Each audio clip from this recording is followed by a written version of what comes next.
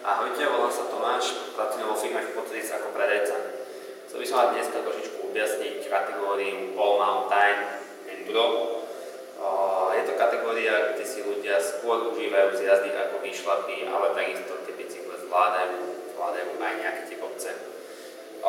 Dnes tu mám ako príklad Trans SX na 27,5 palcových kolesách.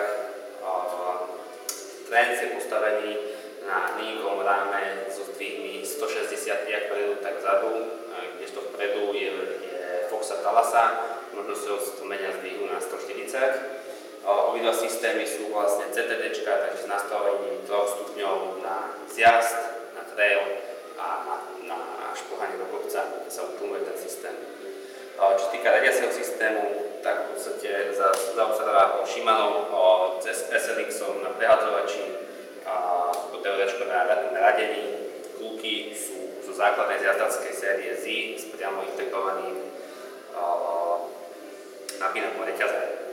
Čo sa týka brzd, DRčka od Shimana brzdí, ktoré betónovo brzdia aj na hlbší kopec, takže výborná voľba.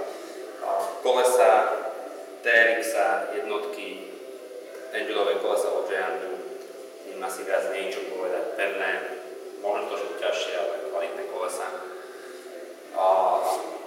Čo sa týka ostatných informácií, prípadne nejakých bližších, nájdete buď na našej stránke www.sportservice.sk alebo priamo